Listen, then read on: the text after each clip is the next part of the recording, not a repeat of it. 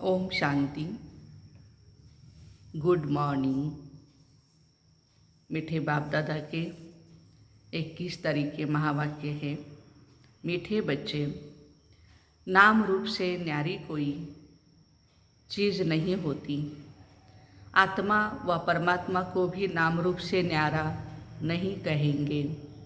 उसमें भी अविनाशी पार्ट नूंदा हुआ है।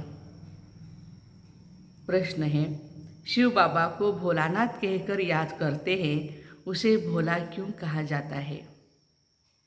उत्तर है, क्योंकि बाप ही अहिल्याओं, गणिकाओं, कुब्जाओं का उद्धार करते हैं। उन्हें विश्व की राजाई का वर्षा दे देते हैं। मनुष्य तो बाप के लिए कह देते हैं, दुख भी वही देता है और सुख भी वही देता है। परंतु बाबा कहते हैं, मैं तुम बच्चों के लिए सुख का राज्य स्थापन करता हूँ। मुझे दुख हरता सुख करता कहा जाता है। विचार करो कि मैं बाप अपने बच्चों को दुख कैसे दे सकता हूँ। बाबा हम बच्चों को सुख देते हैं, सुख दाता है, सुख के वो सागर है, दुख नहीं देते हैं। गीत है, दूर देश का रहने वाला आया देश पर आया। ओम शांति। रूहानी बच्चों ने गीत सुना, अर्थात रूहों ने इस शरीर की कान रूपी कर्मेंद्रिय द्वारा गीत सुना। दूर देश से मुसाफिर आया है, तुम सब मुसाफिर हो ना। जो सब मनुष्य मात्र आत्माएं हैं, वह सभी मुसाफिर है। आत्माओं का कोई भी घर नहीं है। आत्मा है निराकार। निराकारी दुनिया में रहने वाली निराकारी आत्माएं हैं। निराकारी दुनिया परम धाम है। उसको कहा जाता है निराकारी आत्माओं का घर, देश व लोक। इसको जीव आत्माओं का देश कहा जाता है। ये जो पृथ्वी है, साकार सृष्टि है, ये है जीव आत्माओं का लोक। वह है आत्माओं का देश। फिर जब आत्मा यहाँ आकर शरीर में प्रवेश करती है तो निराकार से साकार बन जाती हैं। ऐसे नहीं कि आत्मा का कोई रूप नहीं है, रूप भी है और नाम भी है। रूप ज्योति स्वरूप है आत्मा का, उसको शालिग्राम भी कहते हैं।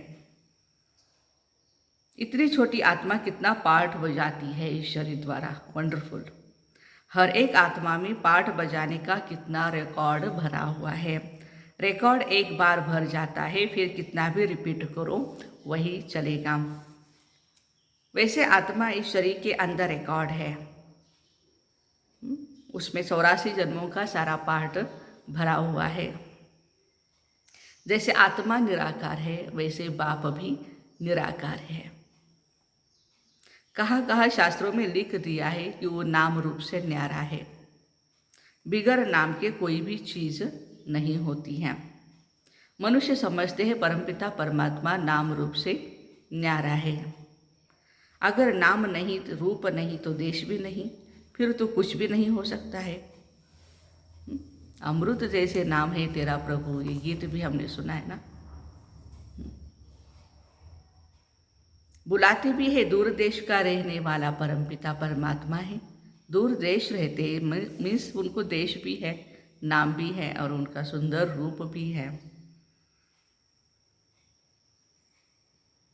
अब दूर देश में आत्माएं रहती है, यह साकार देश है। इसमें 2 राज्य चलता है, एक राम राज्य भी और रावण राज्य। आधा कल्प है राम राज्य, आधा कल्प है रावण राज्य। यह बच्चों को समझाया गया है। सतयुग से ईश्वरीय राज्य शुरू होता है। राम राज्य स्थापन करने वाला है ही परमपिता शिव परमात्मा।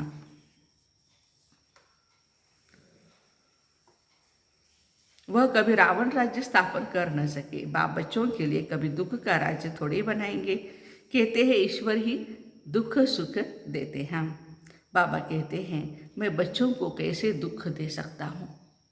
लौकिक में भी बाप सुख ही देते हैं ना।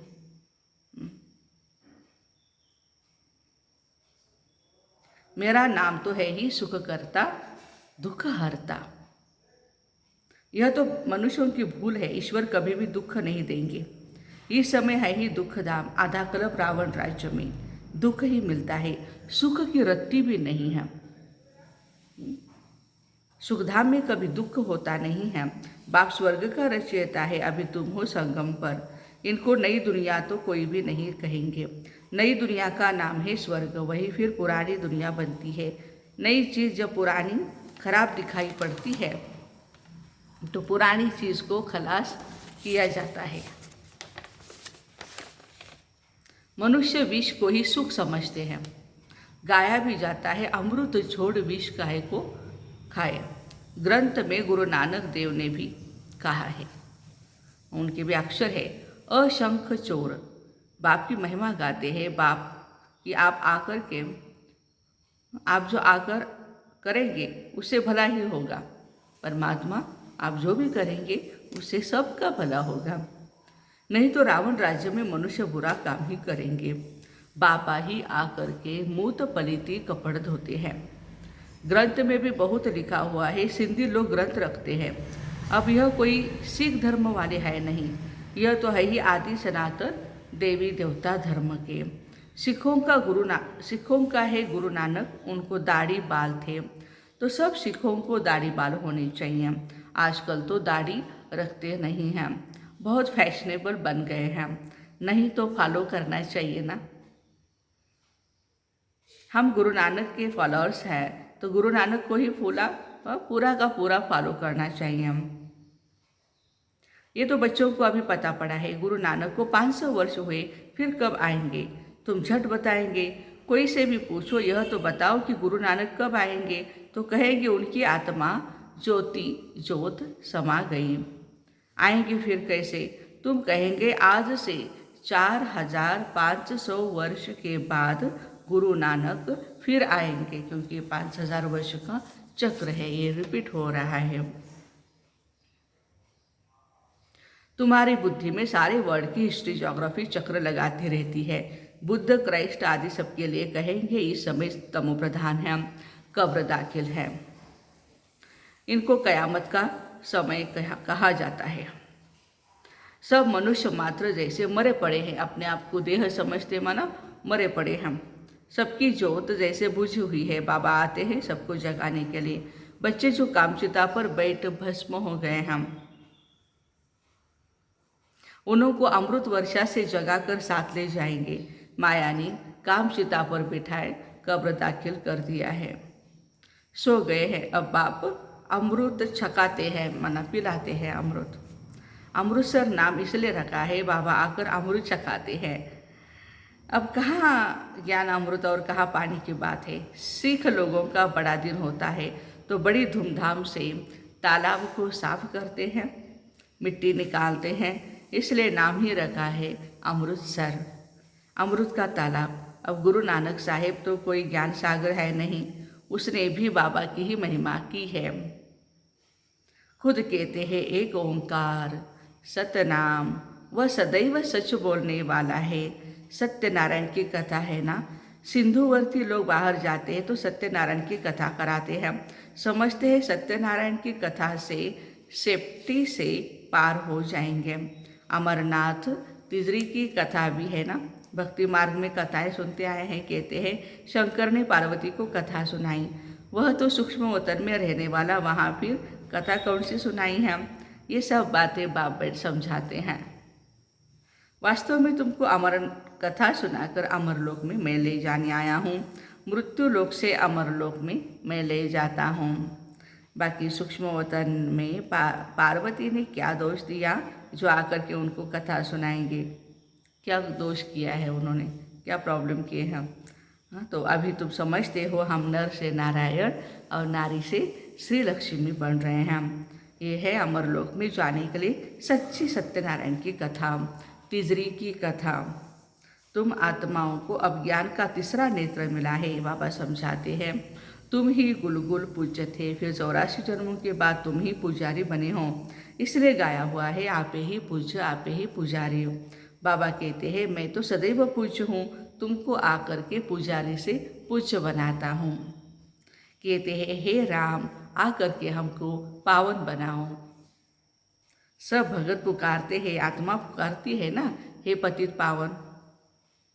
अभी तुम समझते हो कि गीता कोई कृष्ण ने नहीं सुनाई है। पावन बनाने वाला एक ही परमपिता परमात्मा है, एक ही राम है। तो बाबा समझाते हैं ओपिनियन लेते रहो कि ईश्वर सर्वव्यापी नहीं है। गीता का भगवान शिव है, न कि श्री कृष्ण है। पहले तो पूछो भगवान किसको कहा जाता है, निराकार को या साकार को? कृष्ण तो है ही साकार, शिव है निराकार। वह सिर्फ इस तन का ही लोन लेता है, बाकी माता के गर्भ से जन्म नहीं लेते। शिव बाबा माता की गर्भ में नहीं आते हम। पहले नंबर गर्भ में आने वाली है कृष्ण की आत्मा। ब्रह्मा विष्णु शंकर भी सूक्ष्म शरीरधारी है, शिव को शरीर नहीं है। यहाँ इस लोक में स्थूल शरीर है। बाप की महिमा है पतित पावन, सर्व का सदगति दाता, सर्व का लिबरेटर, सुख करता दुख हरता। अच्छा सुख कहाँ हो सकता है? बाबा पूछ रहे हैं सुख कहाँ हो सकता है?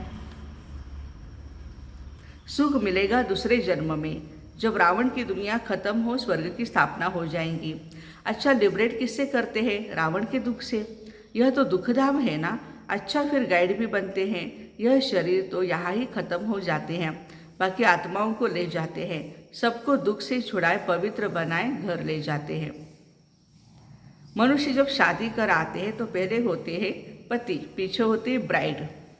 पहले ब्राइड ग्रूम होगा, बाद में ब्राइड होगी। फिर बारात होती है। अब तुम्हारी माला भी ऐसी ही है, ऊपर में है शिव बाबा का फूल, शिव बाबा फूल है। पहले फूल को नमस्कार करते हैं। वही जयंती माला में पहले फूल को नमस्कार करेंगे, फिर है युगल दाना, ब्रह्मा और सरस्वती, फिर हो तुम जो बाबा के मददगार बच्चे हो। फूल शिव बाबा की याद से ही सूर्यवंशी विष्णु की माला बनी है। ब्रह्मा सरस्वती सो लक्ष्मी नारायण बनते हैं, देवता क्षत्रिय फिर शूद्र से ब्राह्मण बन यह नॉलेज लेकर लक्ष्मी नारायण बनते हैं। यह माला उन्हों की बनी हुई है। यह ब्रह्मा सरस्वती ही राजा रानी बनेंगे। उन्होंने मेहनत की है तब पूछे जाते हैं। कोई को पता नहीं है कि माला क्या चीज़ है, ऐसे ही माला फेरते रहते हैं। 16,108 की भी माला है, बड़े बड़े मंदिरों में रखी जाती है। फिर कोई कहाँ से खींचेगा, कोई कहाँ से खींचेगा। बाबा बॉम्बे में लक्ष्मी नारायण के मंदिर में जाते थे। ब्रह्मा बाबा बॉम्बे में लक्ष्मी नारायण के मंदिर में जाते थे, माला जा कर के फेरते थे, राम राम राम जपते थे। फूल शिव बाबा है ना, फूल को ही राम राम कहते हैं, फिर सारी माला पर माथा टेकते हैं। ज्ञान तो कुछ है नहीं। पादरी लोग भी हाथ में माला फेरते रहते हैं। पूछो किसकी माला फेरते हो, तो कहेंगे क्राइस्ट की याद में हम माला फेरते हैं। उन्होंने बड़े पोप पादरी होते हैं तो वह फिर पोपों की माला होगी। उन सबके चित्र है, पोपों का कितना मान है। बाबा कहते हैं कि समाज में पोप का भी बहुत मान है। उनको खुद पता नहीं है कि क्राइस्ट की आत्मा कहाँ है। तुम जानते हो क्राइस्ट की आत्मा भी अभी बेगर रूप में है। तुम अभी बेगर टू प्रिंस बन रहे हो। भारत ही प्रिंस था, अभी बेगर है, फिर प्रिंस बनते हैं। बनाने वाला है रूहानी बाप। बेगर से प्रिंस बनते हो। एक प्रिंस प्रिंसेस का भी कॉलेज है जहाँ जाकर पढ़ते हैं। तुम यहाँ पढ़कर 21 जन्मों के लिए प्रिंस प्रिंसेस स्वर्ग में बनते हो, अभी नहीं बनेंगे। हाँ, स्वर्ग में प्रिंस प्रिंसेस। नॉलेज से तुम मनुष्य से देवता बनते हो।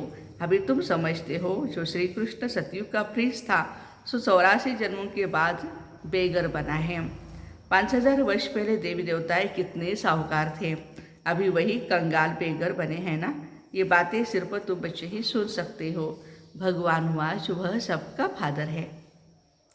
तुम गॉड फादर से सुनते हो, कितने भाग्यवान हैं हम आत्माएं, डायरेक्ट गॉड फादर से हम सुनते हैं। गीता में सिर्फ भूल ये कर दी है जो शिव भगवान हुआज के बदले कृष्ण भगवान हुआज नाम डाल दिया, इसलिए गाया जाता है झूठी दुनिया, झूठी माया, झूठा सब संसार। इस समय सारी दुनिया कांटों का जंगल बन गई है। बॉम्बे में बद्रीनाथ का मंदिर है। बाबा आकर इन कांटों को फूल बनाते हैं। सब एक दो को कांटा लगाते हैं, अर्थात काम कटारी चलाते हैं, इसलिए इनको कांटों का जंगल कहा जाता है। सतयुग को गार्डन ऑफ अल्लाह कहते हैं हम।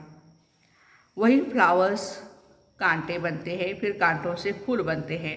सतयुग में कभी रावण को नहीं जलाते हैं। रावण पुराना दुश्मन है भारत का, नया नहीं है, पुराना है। तो तुम्हारी लड़ाई किसके साथ है? किसी मनुष्य के साथ, किसी धर्म के साथ नहीं है हमारी लड़ाई। हमारी लड़ाई है रावण से, जिसने हमें आधा कल्प दुख दिया है, बेघर बनाया है, हमें कंगाल बनाया है। आखिरी बड़ी लड़ाई भी होगी, सच्चा सच्चा दशहरा होना है। रावण राज्य ही खलास हो जाएगा, तुमको फिर सोने के महल मिल जाएंगे। अभी तुम रावण पर जीत पहन स्वर्ग के मालिक बनते हो।